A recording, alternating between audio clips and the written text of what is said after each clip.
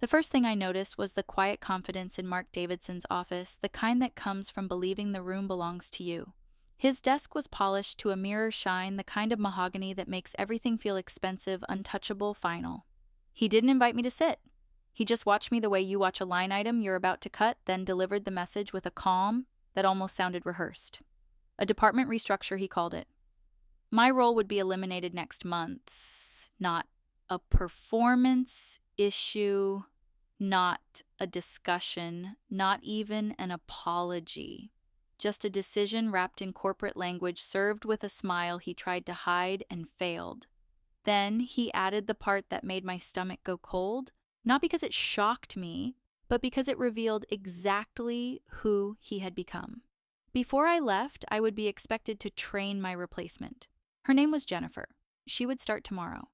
I should show her everything about how the marketing division works. Everything.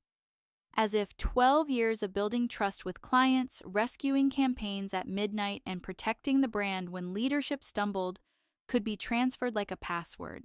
I kept my face neutral because that is what people like Mark mistake for weakness. Inside, though, a different story was playing.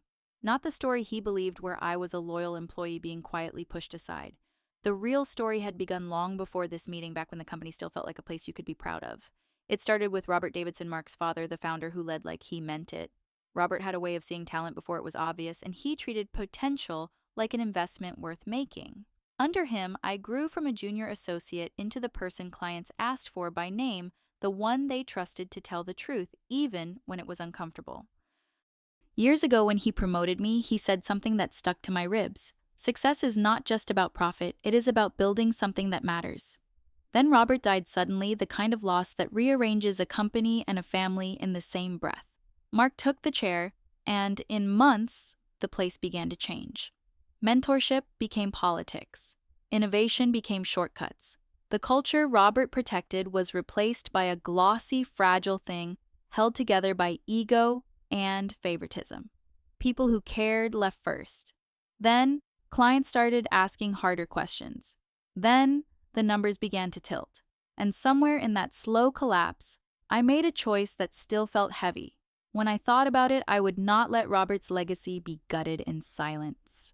I would not let the company become a playground for someone who treated people like disposable tools. So while Mark congratulated himself, I did my work. Quietly, patiently, legally. The kind of work that does not show up in a meeting invite until it is already too late to stop it. When Mark told me to train Jennifer, he thought he was handing me a final humiliation, a forced goodbye with a bow on top. What he did not know was that every polite nod I gave him was not surrender. It was timing, because tomorrow morning, the story he is telling himself about power control and inheritance is going to collide with a different story, one built on receipt signatures and the kind of leverage that does not raise its voice. So here is the question that matters now.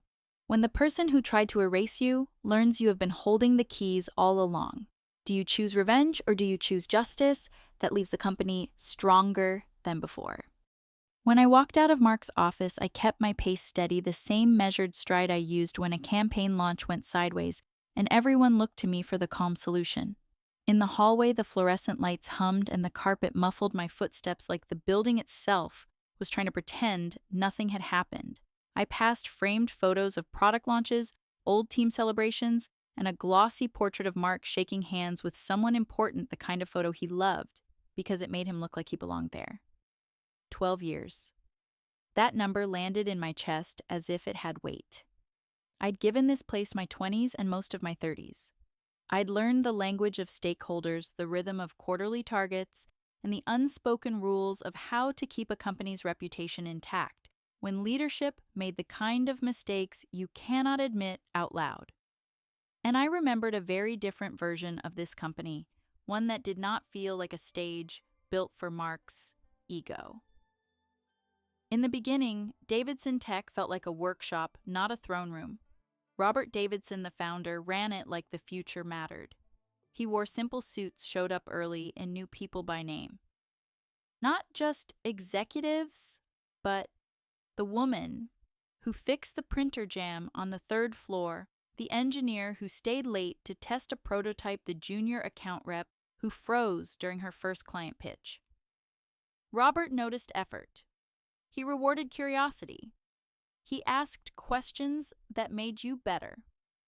I was 23 when I started a junior marketing associate with a notebook full of ideas and a voice that still shook when I spoke in meetings. Robert could have overlooked me. Instead, he pushed me into rooms I was not sure I deserved to enter. He gave me feedback that stung, then stayed late to explain why it mattered. He made it clear that you did not have to be born into power to earn a place at the table. I still hear his voice, sometimes steady and warm, telling me that building something meaningful was not a slogan, it was a responsibility. Over the years, he became more than a boss. He was a mentor, the kind you do not replace once you lose them.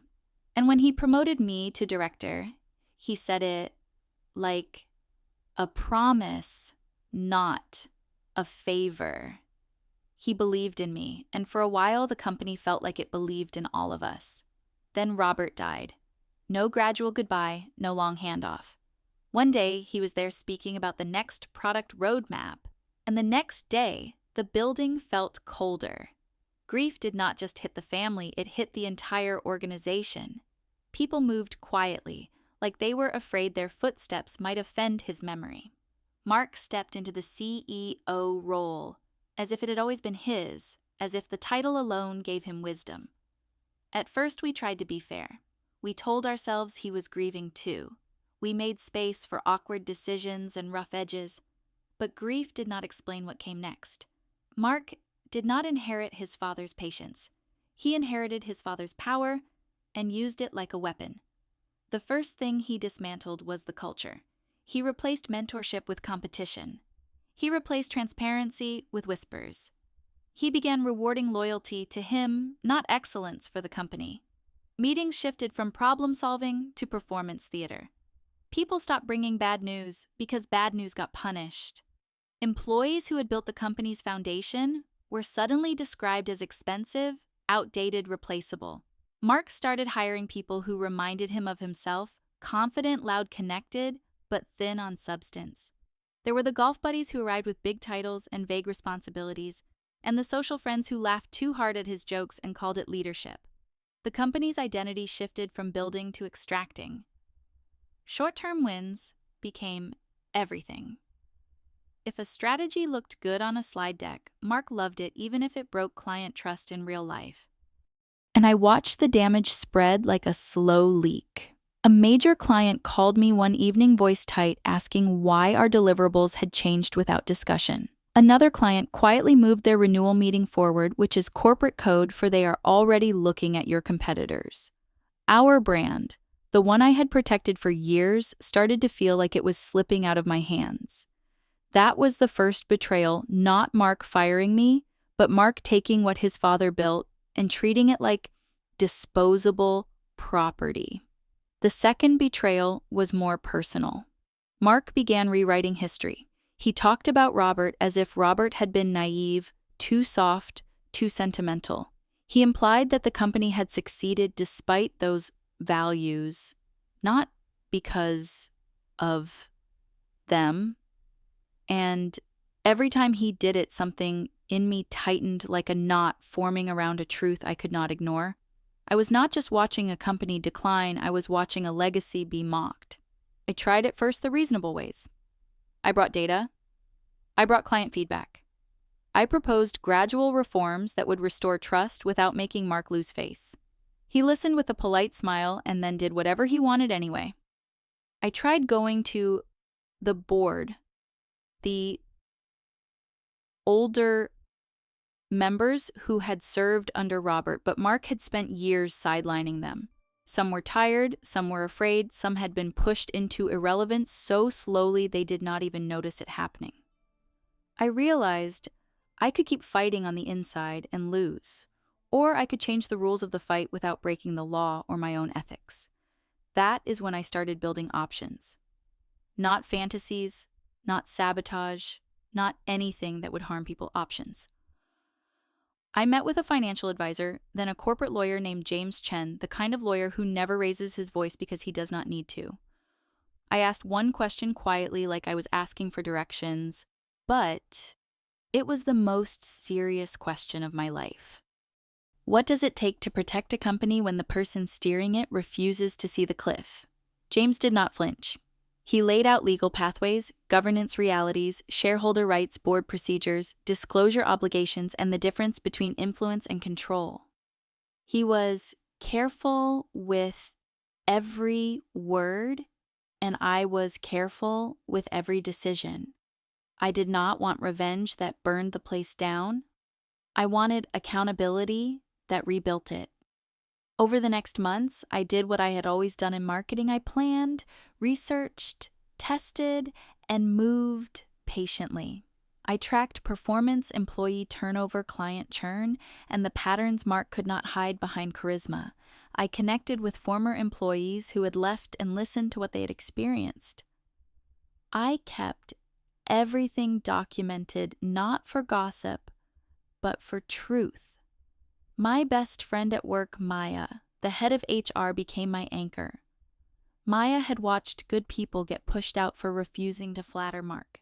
She had sat across from employees in exit interviews, hearing the same story again and again: fear, exhaustion, and the feeling that the company no longer recognized them. When I told Maya I was exploring a legal path to stabilize the company, she did not ask me if I was serious. She asked me what I needed. She was one of the few people who could see the human cost behind the spreadsheets, and she reminded me in the hardest moments that doing the right thing could still hurt. Then, Jennifer entered the picture, not because she was special, but because Mark needed a symbol. He wanted to replace me with someone he could control. Someone flashy. Someone who would call his reckless decisions visionary. He recruited her from a competitor and announced it like a victory, as if hiring a new face could erase the trust I had built for years. And when he ordered me to train her, he thought he was humiliating me. What he really did was hand me a perfect measure of his arrogance. He assumed I had nowhere to go and no power to answer back. He assumed the story ended with him. It did not. Because while he prepared his victory lap, there were documents waiting in James's office, the kind that do not care about ego. There were board members who still remembered Robert's principles, the ones Mark thought he had silenced. There were numbers that could not be spun anymore, and there was a choice I had already made to fight for the company the right way, with legality, transparency, and outcomes that would speak louder than any threat. That afternoon, after Mark's announcement, Maya stepped into my office and closed the door softly, the way you do when you are about to say something that changes everything. She looked at my face, then at the empty chair across from me, then back again, and I could see the question in her eyes, not fear, but readiness. I breathed in steady and told her the next step was already in motion. Tomorrow would not be another day of pretending. Tomorrow would be the day the truth walked into the room and sat at the head of the table. By the time Jennifer arrived the next morning, the building already felt like a set I'd walked through 1,000 times, only now I could see the hidden rigging behind the walls. She stood in the lobby like she owned the air-tailored suit, sharp heels, a resume that looked impressive until you read between the lines. Mark had sold her arrival as a bold new chapter, but I'd learned that people who brag about boldness usually mean recklessness. I greeted her warmly anyway, because the fastest way to expose someone's understanding is to give them room to talk. In my office, I opened the marketing dashboard and started with the basics: retention metrics, lifetime value, client health scores, the cadence of renewals, the relationships that weren't written down but kept the revenue steady. Jennifer's eyes skimmed the numbers like they were clutter. She kept interrupting, tossing out aggressive acquisition ideas that sounded shiny and hollow, the kind you pitch when you don't have to live with the fallout. I nodded, wrote notes, asked follow-up questions in a tone that sounded curious, and let her hang herself with assumptions. Every time she dismissed client loyalty as old-fashioned, she confirmed what my background research suggested. She was trained in a culture that treated people like targets, not partners. I didn't argue. I didn't correct her. I simply kept documenting what she said, because power isn't just it's what you can prove later without raising your voice. While she talked, my phone buzzed in my pocket with a message from James Chen, Papers filed, board members notified, meeting set. The words didn't make my heart race the way they might have months ago. That adrenaline had already burned off during long nights of planning, the kind where you stare at spreadsheets until the numbers feel like a language you can hear. What I felt now was clarity, the calm that comes from knowing you've done the work, and the rest is timing. I excused myself from Jennifer with the same polite professionalism Mark had expected, and I left her surrounded by the very material she thought she was there to replace: campaign briefs, client notes, and a binder of strategy that took years to build. As I walked to the conference room, I mentally reviewed the plants we'd been setting for months. Not traps, not tricks, but stabilizers, quiet supports that would hold when the room turned chaotic. The first plant was information. I'd built a performance narrative that couldn't be dismissed as emotion client churn trends mapped against leadership decisions, turnover data tied to specific departments. Mark had politicized a timeline of dropped initiatives that Robert had once considered core. The second plant was people. Maya had been carefully reconnecting with staff. Mark had sidelined, not promising them revenge, but offering them something far more motivating: a path back to meaningful work. She'd created a confidential channel for employees to share concerns and suggestions without fear, which did two things at once: it rebuilt trust, and it generated a factual record of workplace impact. The third plant was governance.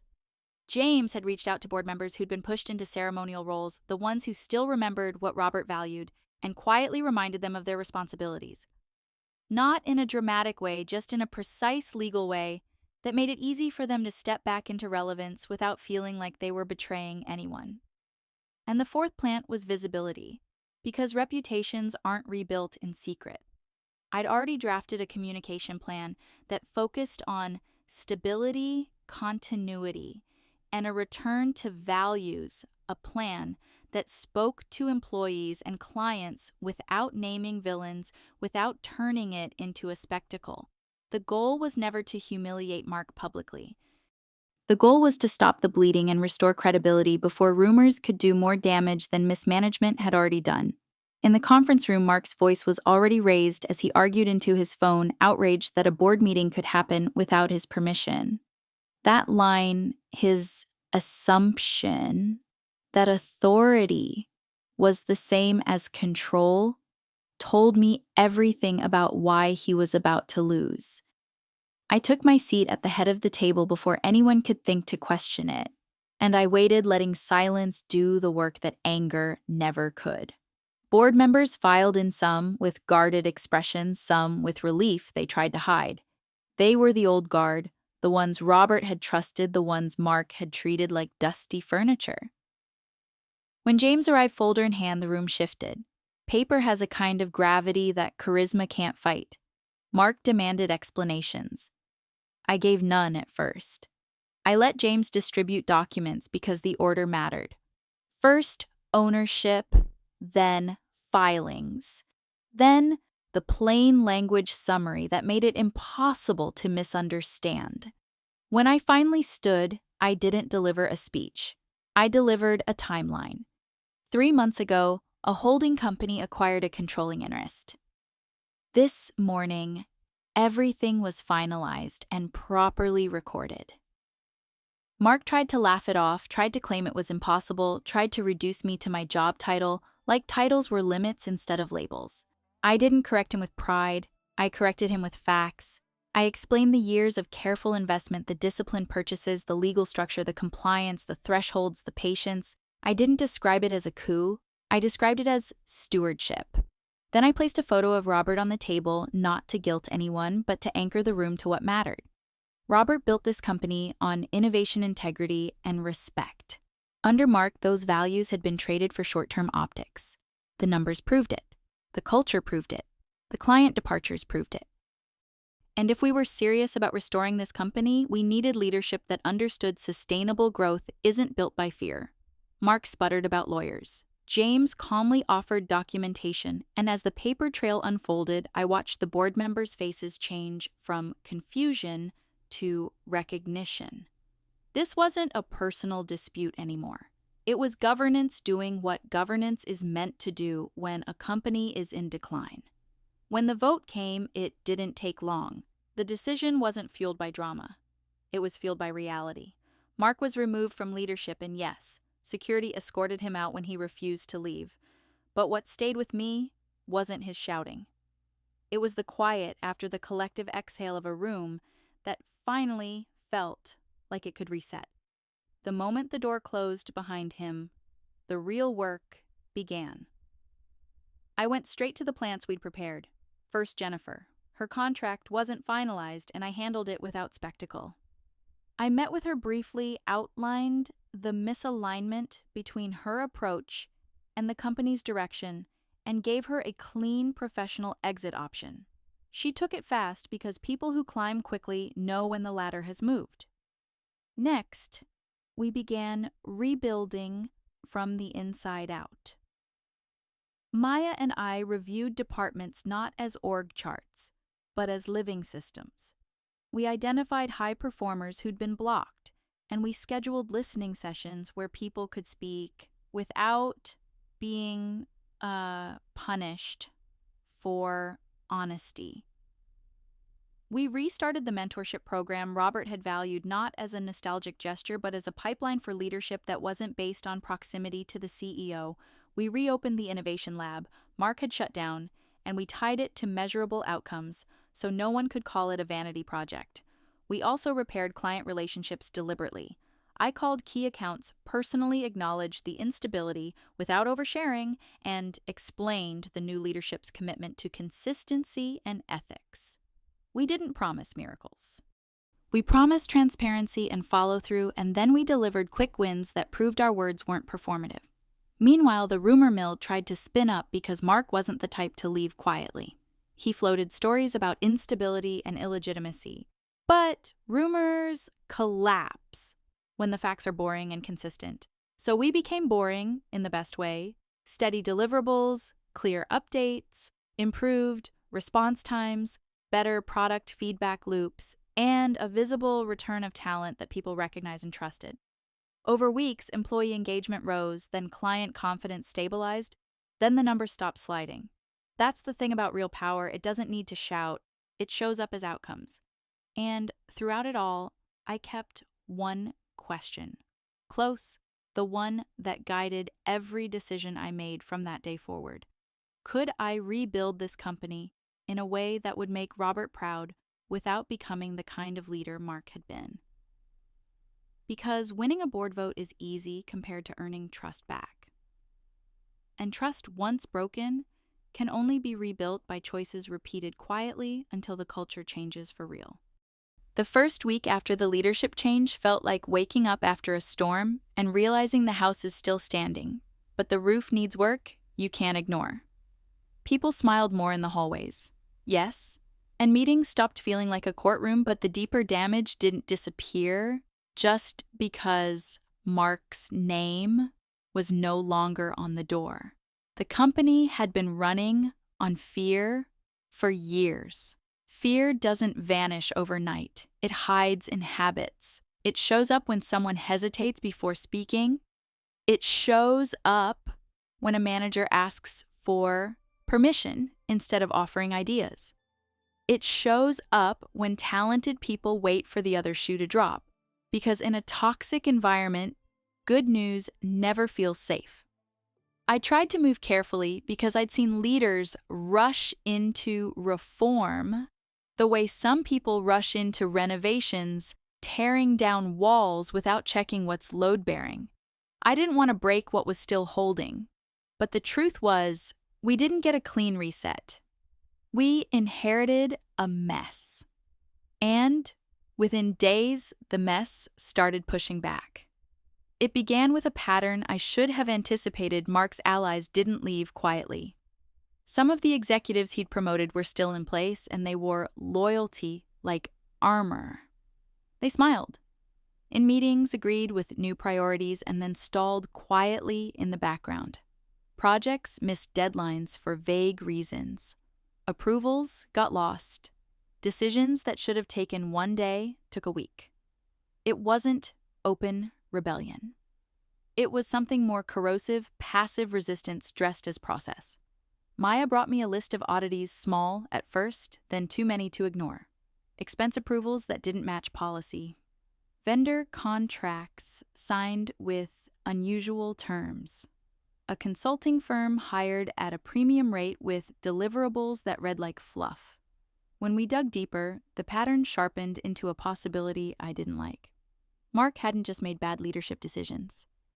He'd built systems that made accountability difficult, and he'd placed people in positions where they could protect each other. That's what made the next discovery feel like a punch to the throat, not because it surprised me, but because it raised the stakes beyond culture and morale. A finance team lead requested a private meeting, the kind where the door closes gently and nobody looks directly at the camera in the corner.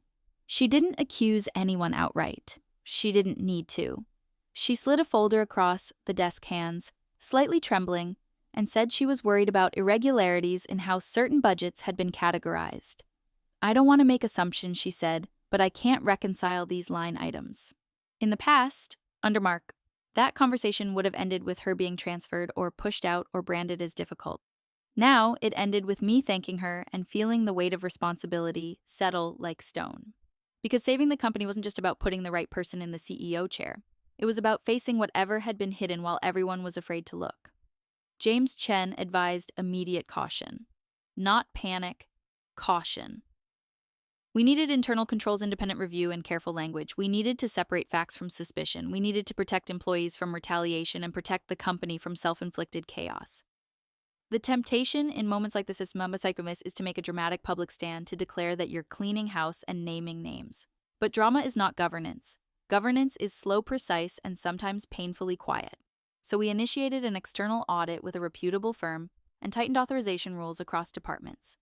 That alone was enough to trigger backlash. People who benefited from the old system hate sunlight. Suddenly, anonymous posts appeared online whispering about instability. A former executive, one of Mark's favorites, started hinting in industry circles that the company was being run by someone with no real executive experience. The irony would have been funny if it weren't dangerous. Because the rumors didn't just attack me, they attacked confidence. And confidence is a fragile thing in business. Clients don't always leave because you fail. Sometimes they leave because they're afraid you will. Within 2 weeks, a major client asked to renegotiate their contract terms, citing uncertainty. Another delayed signing a renewal. Sales flagged multiple deals that had suddenly cooled. Our competitors were watching like vultures circling a wounded animal, ready to swoop in and sell a cleaner narrative. That was my first real drop. The moment I realized leadership was no longer just a strategic role. It was a constant crisis of perception. Every morning, I opened my email expecting a new fire. Every afternoon, I was pulled into meetings that began with reassurance and ended with more work. I started sleeping lightly, waking at 3 a.m., with my brain running through scenarios I couldn't control.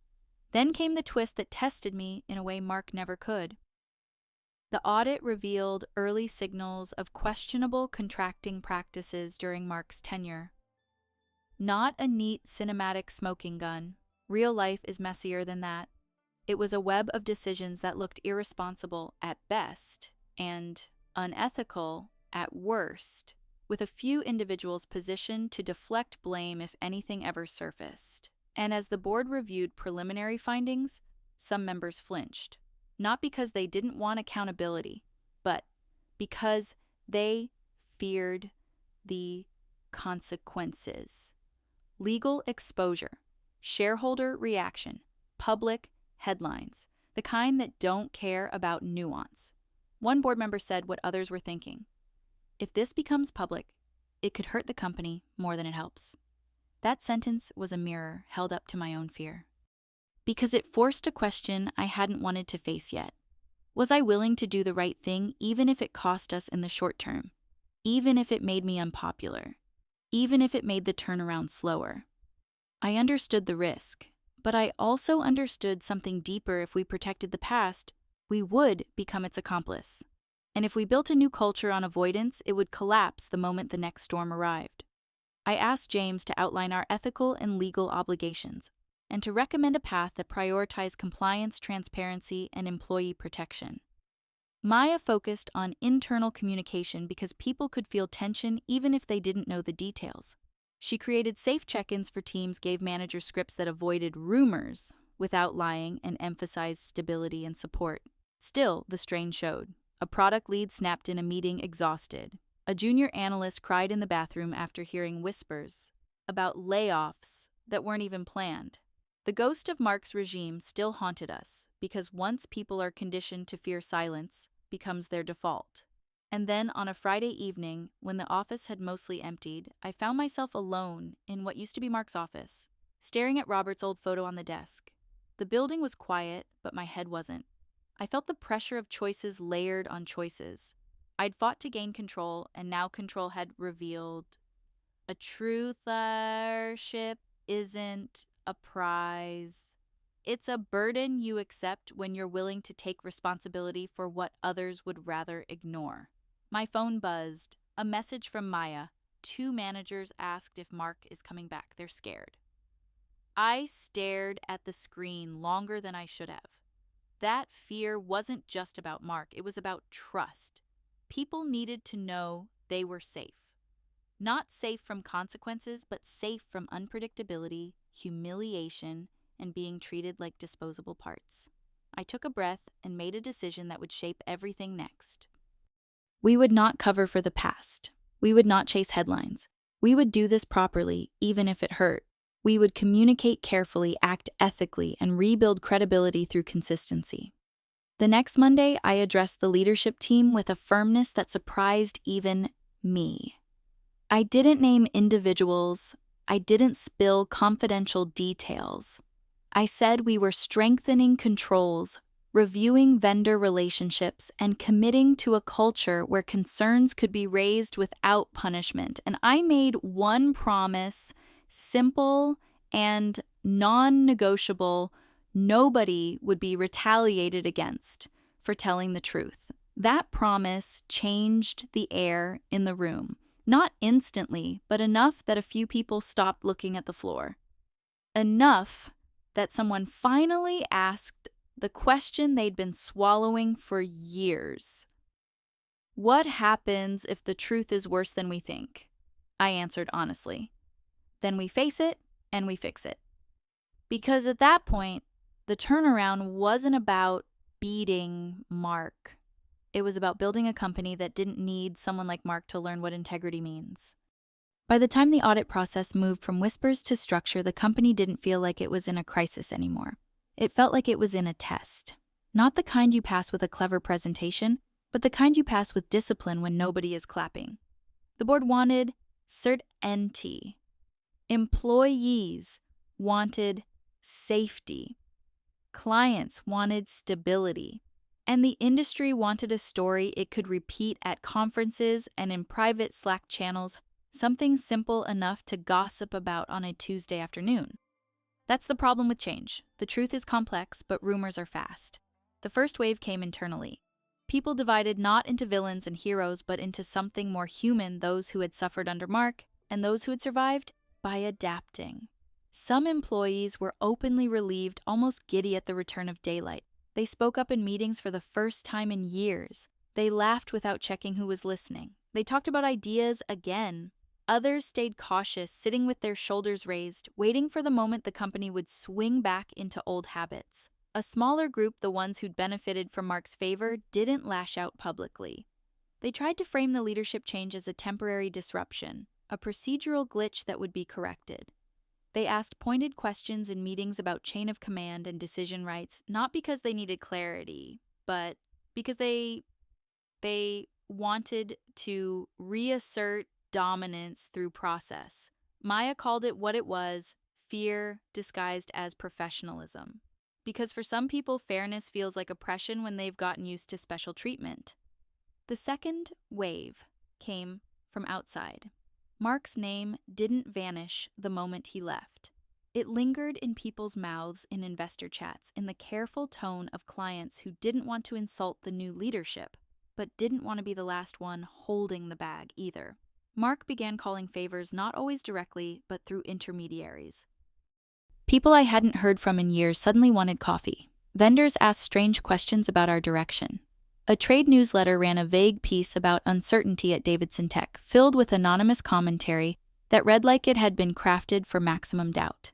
It wasn't enough to cause panic, but it was enough to make the air feel thinner. Every small fluctuation became a headline in someone's mind. If a project slipped by a day, someone would whisper that the company was falling apart. If a client asked for a revised contract clause, someone would call it a mass exodus. Anxiety is contagious, and it spreads fastest when people don't feel informed. That's when I learned a hard truth about leadership. Silence creates a vacuum, and the vacuum will be filled by whoever is most willing to talk, not whoever is most accurate. So we didn't respond with drama, we responded with structure, we set a steady communication rhythm, weekly internal updates, clear priorities, a transparent explanation of process changes without turning it into a courtroom.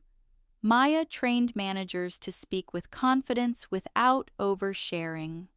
We introduced a confidential reporting channel with third-party oversight so employees could raise concerns without fearing personal consequences. And we repeated the same message until it sank into the walls. Accountability is not a witch hunt. It's the foundation of trust. But even with structure, people don't heal on a schedule. Some teams carried resentment, like a private injury. They wanted names. They wanted public consequences. They wanted the satisfaction of seeing the old regime humiliated the way they'd been humiliated. Others feared that any mention of wrongdoing would stain everyone, including the people who had done their jobs honestly. The board fractured along similar lines. A few members pushed for immediate public disclosure of any negative findings, believing transparency was the only way to reclaim credibility. Others argued for containment not because they wanted to protect Mark, but because they feared the market reaction and the legal exposure. In their minds, saving the company meant limiting fallout. In mine, saving the company meant refusing to build a future on denial. James navigated those discussions with surgical care. He reminded everyone that there were legal duties, that governance wasn't optional, and that the safest path was the one that treated the truth like a fact to be addressed, not a scandal to be managed. Still, the tension seeped into the workplace in subtle ways. People asked Maya whether layoffs were coming even when there was no plan for layoffs. New hires seemed hesitant to accept offers asking for additional assurances. A promising candidate declined a leadership role because they'd heard something happened and didn't want to be tied to uncertainty. That hurt more than I expected. Not because I needed validation, but because it showed how quickly reputations can be shaped by incomplete stories. And then came the moment where the conflict stopped being abstract. Mark's lawyer sent a formal letter, not a lawsuit, but a threat wrapped in legal language. It questioned the process, hinted at claims, and demanded access to internal documents under the pretense of investigation. James read it twice, then looked at me and gave me the blunt truth: it was an intimidation tactic, a way to force us into reaction mode, to make us feel like we were constantly defending ourselves. The old me might have felt the urge to respond emotionally, to write a furious rebuttal, to expose everything Mark had done and let the world judge him. But the leader I was becoming understood that attention is currency, and Mark was trying to make us pay him with it. So we responded the right way: precise, compliant, and uninteresting. James sent a measured reply that acknowledged receipt rejected, improper demands, and outlined the lawful process for any legitimate inquiries. No insults, no threats, just boundaries. And while the legal chess continued quietly, I focused on what mattered: results and healing. We launched listening sessions across departments facilitated by neutral moderators, where employees could describe what had changed for them, what they needed, and what they feared.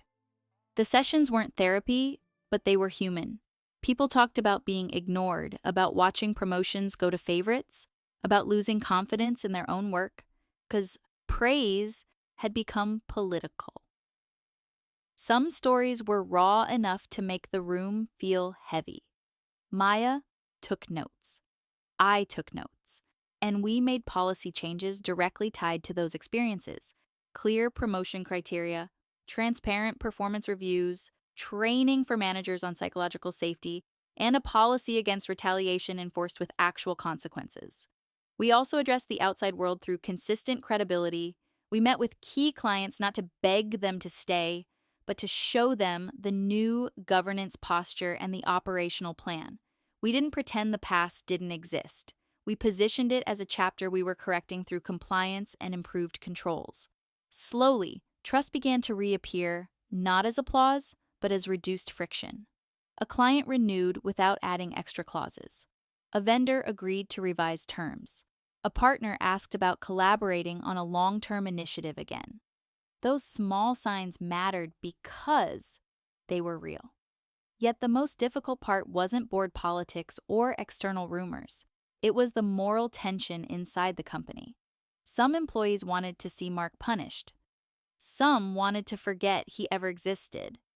Some had quietly tolerated the old system and now felt guilt, wondering if they'd been complicit by staying silent. And I couldn't offer an easy answer because life doesn't give you clean categories.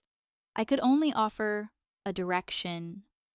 We were going to be the kind of company that learned from pain instead of repeating it. We were going to treat accountability as a path to stability, not a performance for social media. We were going to build systems that protected people, not personalities. One afternoon, after a long meeting with the board, I walked into the kitchen and saw two employees talking softly. When they noticed me, they stopped the old reflex of fear. I didn't correct them. I just poured coffee and said calmly, "You don't have to stop talking when I enter the room." One of them laughed nervously, then looked at me like she was trying to decide if I meant it. I did. That moment, small as it was, reminded me what rebuilding really is. It isn't one dramatic vote, it's 1,000 small acts of safety repeated until people believe the threat is gone. The company was still healing. The truth was still being processed through the right channels. The outside world still watched hungry for a simple scandal. But inside, something deeper was shifting. People were learning to speak again. And that more than any headline was how we would win.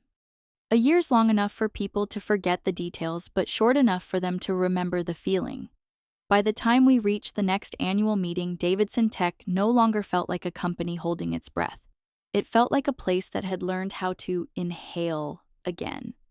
The lobby screens didn't just cycle through glossy product shots. They showed real teams, real prototypes, and real outcomes. People walked faster, not from fear, but from momentum. Conversations in the hallways sounded different too. Less whispering, more debating, more problem solving. The kind of noise you only get when people believe their ideas won't be used against them. On paper, the turnaround looked clean. Revenue growth, improved margins, lower turnover, renewed contracts. A handful of clients who drifted away quietly came back.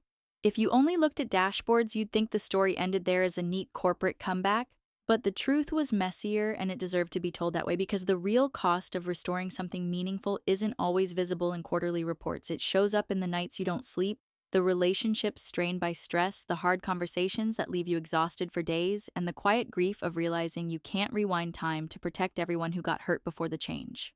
There were people we couldn't bring back, talented employees who had already rebuilt their lives elsewhere. There were partnerships that never returned. There were moments when I wondered whether the company would survive the scrutiny we invited by choosing accountability over convenience. And even as the culture improved, the shadow of the old regime remained in small ways: a flinch when a manager asked for feedback, a pause before someone challenged an idea, the learned habit of waiting for punishment that no longer came. That kind of damage doesn't vanish because you want it to. It heals because you keep proving day after day that the rules have changed for real. The twist I never expected was that the hardest part wasn't removing Mark, it was outgrowing him. It would have been easy to turn him into a villain in every retelling, to build my confidence on how wrong he was and how right I had been. But leadership doesn't mature through victory laps.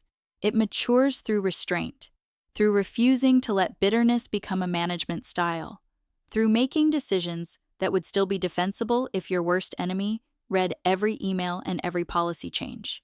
That's what the audit forced us to become. Not perfect, just honest. The external review concluded with findings we could address, and we addressed them. Some vendor relationships were terminated, controls were strengthened, policies were rewritten, a few individuals were removed from positions where they couldn't be trusted with authority.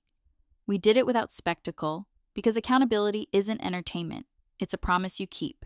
The legal threats Mark floated never became the dramatic lawsuit he wanted them to be. Under real scrutiny, bluster tends to shrink. He tried in quiet ways to keep the story alive, to remind people he once had power, but each month that passed made his narrative less convincing. It's hard to claim a company is unstable when it keeps delivering.